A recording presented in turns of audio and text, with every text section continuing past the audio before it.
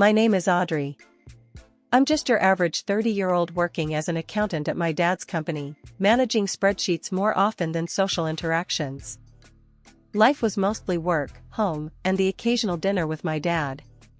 Parties weren't really my thing, but I went to one because my friend Amy insisted. "Come on, Audrey, you need to get out more," she'd said. So, there I was, in a crowded living room, clutching a soda and feeling out of place. That's when I first saw Jake. He was hard to miss, really tall, like a basketball player or something. I was trying to make myself as small as possible when he walked over with a beer in hand and a smile that seemed too bright for the dim room. "Hey there, I'm Jake," he said, offering a hand that swallowed mine up when I shook it. "You look like you could use a better drink." I chuckled, nervously adjusting my glasses. "Oh, this is fine. Soda's good." "White wine is much better," he grinned, heading to the makeshift bar. While he was gone, Amy buzzed by, whispering, "He's cute, right? And he's talking to you." Jake returned with 2 glasses of wine, handing one to me. "So, what brings you to this chaos?" he asked, gesturing around at the noisy room. "My friend dragged me here. I'm not much for parties," I admitted. "Me neither," Jake said with a laugh. "I'm just here 'cause my buddy insisted. Said I needed to mingle more, or some crap like that." We both laughed, and for the first time I felt a little more at ease. "Yeah, same here." "So, what do you do when you're not being dragged to parties?" he asked, taking a sip of his wine. "I'm an accountant. It's not exciting. Just numbers and more numbers," I explained, expecting him to lose interest. Cool. Numbers are important," he said. "I work in marketing myself. Lots of numbers there too, budgets and stuff." We chatted more about work, and surprisingly, Jake made it sound like the most interesting conversation ever. We moved away from the crowd, sitting on a couch in the corner. It felt like we were in our own little bubble, laughing and talking about everything from favorite TV shows to where we grew up. As the party wound down, Jake looked at me, his eyes sincere. "I had a really good time tonight, Audrey. Can I get your number? Maybe we can go out for dinner sometime?" I was taken aback. No one had ever been interested in me like this. "Sure, that'd be nice," I said, giving him my number and feeling a mix of excitement and disbelief. The next day, my phone buzzed with a text from an unknown number. "Hey, it's Jake from the party. Wanna grab dinner tonight?" My heart did a little flip. Dinner with Jake sounded way better than sitting at home watching reruns of old sitcoms. I agreed, and that night, we met at a cozy little Italian place downtown. Jake was already there, looking casual in a fitted t-shirt and jeans. He stood up when I walked in, his smile wide. "Hey, Audrey. You made it." "Yeah, I almost chickened out," I said, taking the seat across from him. "But here I am." We ordered pasta and talked about everything under the sun, our jobs, our families, even our favorite childhood memories. Jake had a way of making me feel like the only person in the room. It was refreshing. We laughed about stupid things, like how I once accidentally wore 2 different shoes to work, and he shared stories of his worst marketing disasters. We laughed, and the night just flew by. When we finally left the restaurant, Jake suggested we take a walk. The city was quieter, and the cool night air felt good. We strolled along the river, talking about everything and nothing. It was like we'd known each other forever. Our second date was even better. Jake took me to a local jazz bar. We drank overpriced cocktails, and I even danced a bit, something I never thought I'd do. Jake was a good dancer, and his easygoing vibe made me forget all about my awkwardness. The night ended with him walking me to my door. "Thanks for the awesome night," I said, feeling a bit shy. "My pleasure," Jake replied, leaning in. Our lips met in a kiss that was surprisingly soft and sweet. It felt like the start of something real. Things moved fast after that. We spent more time together, meeting each other's friends and even our families. My dad was a bit skeptical at first, but he warmed up to Jake pretty quickly. Jake's parents were lovely, treating me like part of the family from the start. One evening, Jake and I were at his parents' house for dinner. His mom, Martha, was bustling around the kitchen, while his dad, Frank, was telling stories from his younger days. Jake was always a troublemaker, Frank laughed. Couldn't keep him still for a minute. Yeah, he hasn't changed much, I teased, nudging Jake. Hey, I'm not that bad, Jake protested, grinning. Martha set a steaming dish of lasagna on the table. Dig in, everyone. As we ate, I felt a sense of belonging I hadn't felt in a long time. It was like I was part of something bigger, a real family. Over the next few months, we spent almost every waking moment together. He introduced me to his friends, who were a wild bunch, but they welcomed me like one of their own. We had game nights, barbecues, and even a couple of spontaneous road trips. Life with Jake was a whirlwind, but in the best possible way. He made me feel special, like I was the only woman in the world who mattered. It's been a few months since Jake and I tied the knot.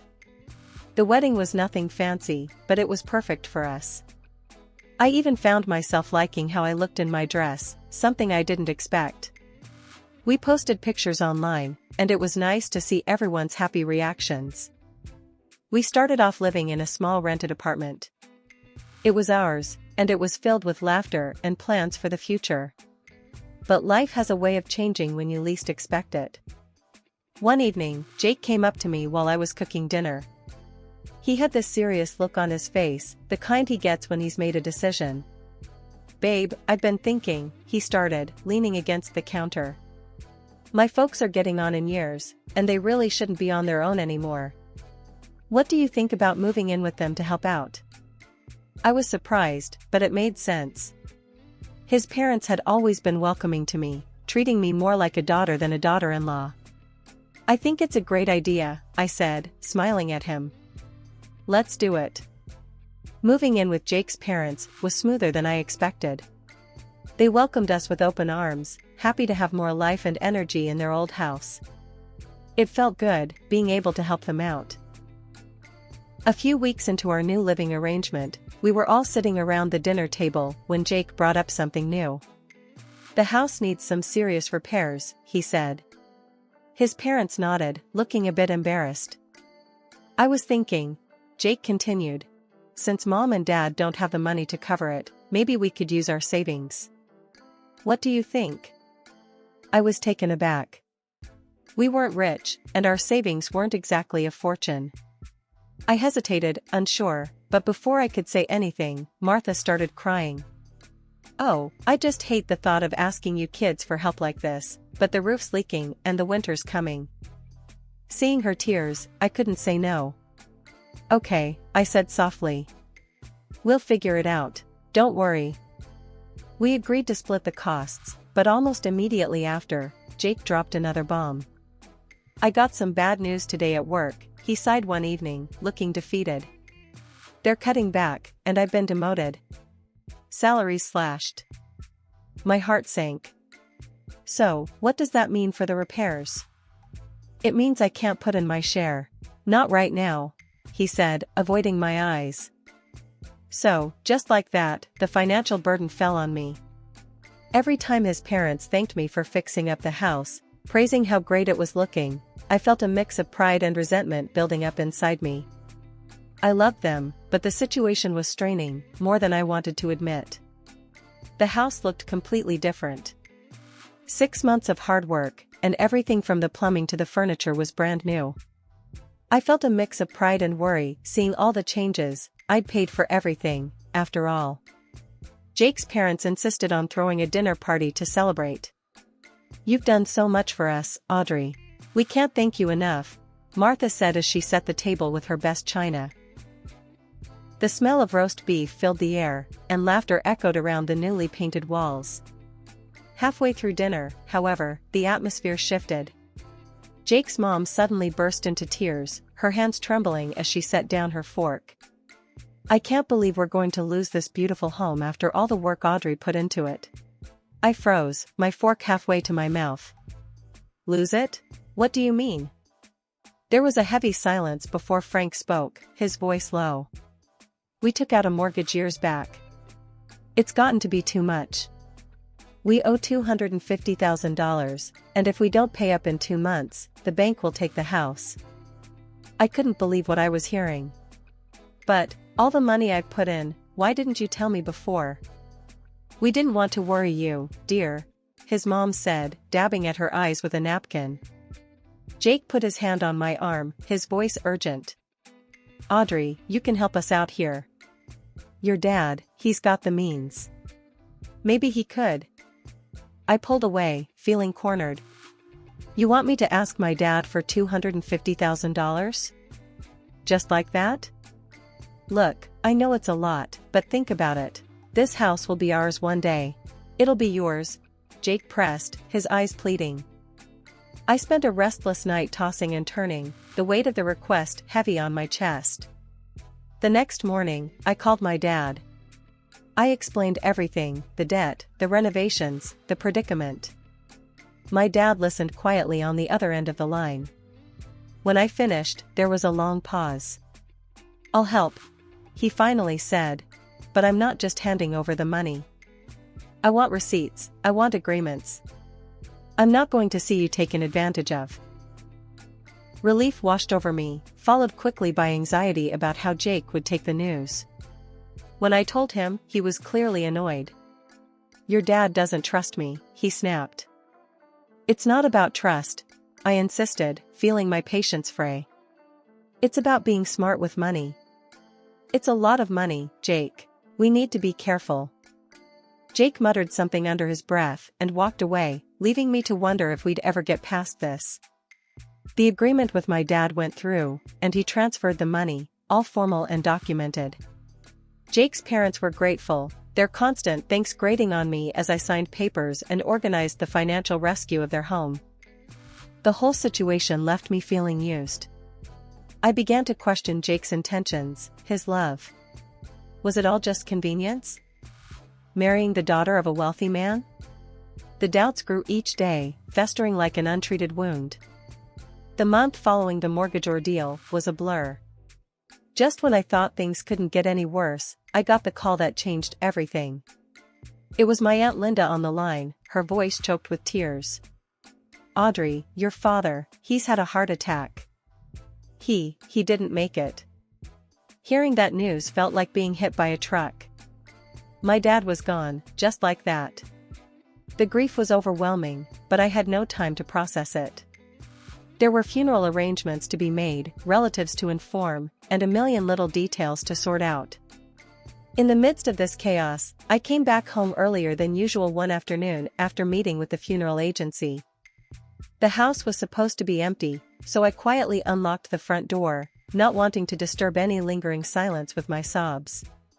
But the moment I stepped inside, I heard voices coming from the living room. It was Jake, his mother, and his father. They didn't hear me come in. I froze by the door, my hand still on the knob, and listened. I can't believe how easy it was to get her to cough up all that cash, Jake was saying, a harsh laugh escaping him. And now, with her old man out of the picture, I'll be free. Martha's voice chimed in, sickly sweet. Just be patient, honey. We've almost got everything we wanted. We just need to handle those receipts. Jake's disgust was palpable as he replied. I'm tired of playing the doting husband. She's just so, ugh, it disgusts me. And I've got Angie waiting. She's everything Audrey isn't. My heart stopped. Angie? He had someone else? The pain was immediate and sharp, a betrayal I hadn't even considered. Frank cautioned. Keep it together a bit longer. Once we get rid of those receipts, you can dump her and keep the money clean. And those receipts will be ashes soon enough, Jake snarled. I'll make sure of it. I couldn't listen anymore. The grief for my father mixed with the shock of betrayal, churning in my stomach. I slammed the door hard, making my presence known. Oh, Audrey, you're back early, Martha said, switching to her sweet old lady act so fast it made my head spin. How's everything going with the funeral plans, dear? Fine, I managed to choke out, keeping my voice steady. Everything's under control. That evening, I lay in bed, staring at the ceiling. The man I married, the family I trusted, they were nothing but con artists. They saw me as a walking bank account, nothing more. The next few days, I went through the motions. I nodded as Jake and his parents talked about the future, their future, filled with my money. Each word from them fueled my resolve. They didn't know it yet, but their deceitful game was about to come crashing down. I was going to make sure of it. After the last murmurs of condolences had faded and the final guests drifted out of the funeral, I stood outside my father-in-law's house, bracing myself. As we all shuffled inside, the false somberness from Jake and his parents was stifling. They had performed well at the funeral, their eyes brimming with crocodile tears, their hands clasped in feigned sorrow. But the real performance was about to begin, just us, no audience. The door clicked shut behind the last relative, and I watched. Watched as the veneer of grief melted off Jake's face, his features twisting into a smirk that chilled my blood. His parents weren't far behind, their mournful expressions dissolving into something hard and greedy. Jake wasted no time. "Audrey, it's time for you to go," he said, the cruel twist of his lips like a slap. "I'm done pretending." I felt my pulse quicken, but kept my face calm. "Go? Whatever do you mean?" "Don't act stupid, Audrey. I can't stand you," Jake sneered, his words like daggers. "I've got someone else, someone young and sexy. Not a dull, pathetic woman like you." Martha stepped forward, her voice dripping with disdain. "We were only putting up with you because of your money, darling. Now that your father's gone, and his money's done fixing this place, you're useless to us." Her words stung, each one a pointed thorn. "And the house? I paid for all this." I gestured around. "My money, remember?" Jake's grin grew wider. "Oh, those receipts? I found them in your dad's things, and burned them. They're gone, Audrey. Just like your money. They thought they had me cornered, thought they could discard me like trash." But I started laughing, quietly at first, then louder, my body shaking with each unrestrained burst. Tears streamed down my cheeks, not from sadness or pain, but from the sheer release of it all. They watched me, their smugness faltering into confusion. Jake's mother put a hand on his arm, her eyes wide with uncertainty. "Why are you laughing?" Jake demanded, his voice a mix of irritation and bewilderment. I wiped the tears from my face, my laughter subsiding into chuckles. "Because, Jake, you're a fool. You all are. You think you played me, but I've known about your little games from the start." Their faces turned pale, the confidence draining away as quickly as it had surged. I stood up straighter, the laughter now a weapon sharpened by truth. "And another thing," I continued, the last traces of my laughter dying down to a serious, cold calm. "Those receipts you burned? They were copies. The real ones? Safely filed away with my lawyer, along with a few other interesting documents." Jake's eyes widened, his earlier bravado crumbling. "What do you mean? What documents?" "Oh, you'll see," I said, a slow, knowing smile spreading across my face. "You'll all see very soon." As I left them standing there, stunned and silent, I knew the battle was just beginning. But it was a battle I was now ready to fight, armed with the truth and nothing left to lose. That evening, I drove to my dad's house, a place that now felt more like a sanctuary than ever. As soon as I settled in, I rang our family lawyer, Mr. Clarkson. "I need you to draft a preliminary request for the return of the $250,000 and send it to them.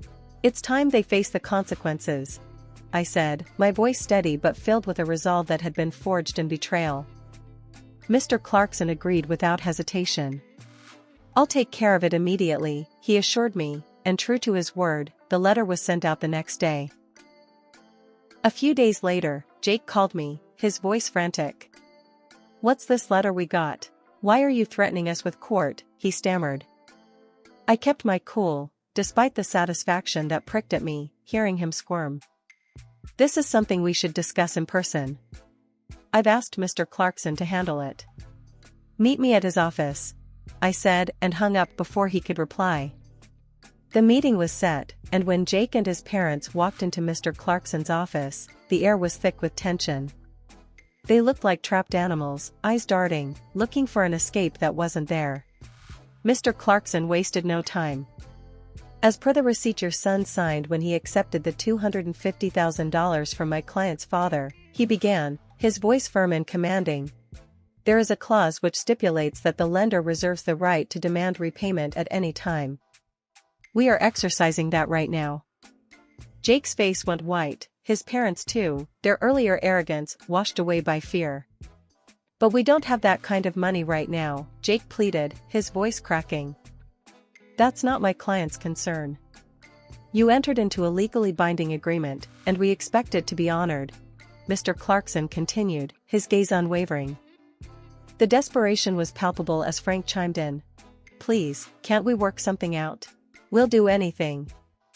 Mr. Clarkson and I exchanged a brief look before he answered.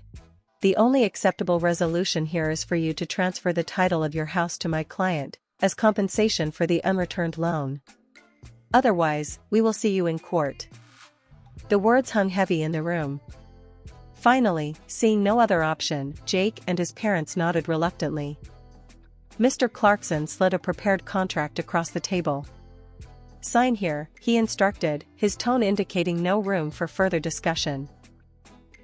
With trembling hands, they signed the document, officially transferring ownership of the house to me.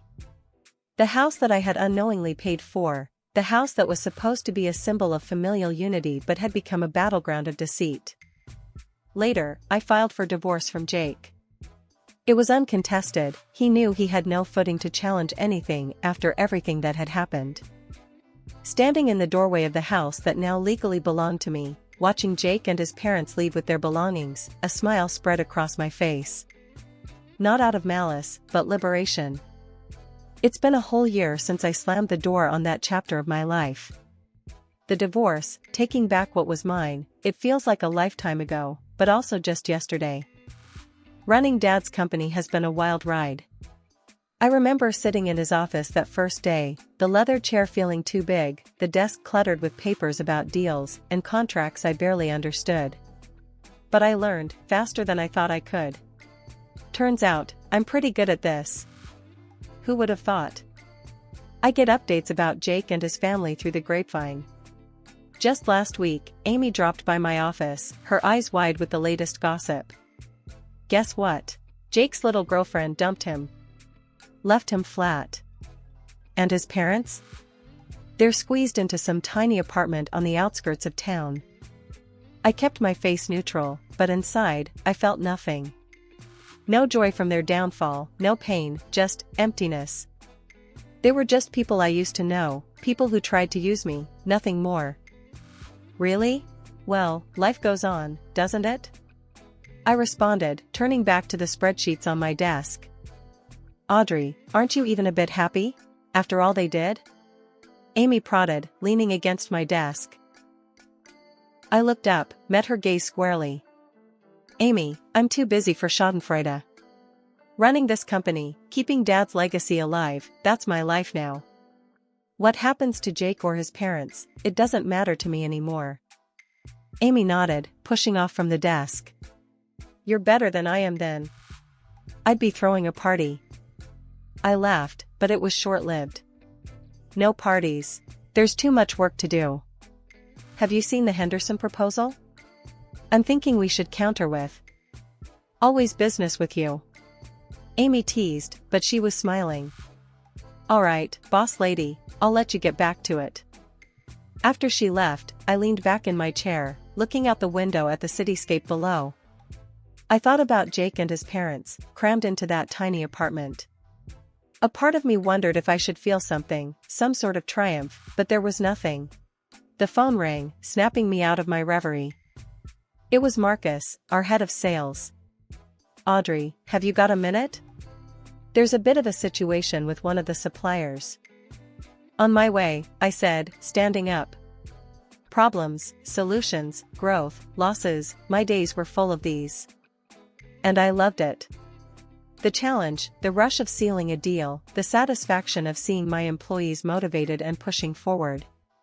This was where I was meant to be. I thought I'd always be the quiet, reliable accountant in the background. But life had a funny way of pushing us into the unknown, into battles we never thought we'd fight.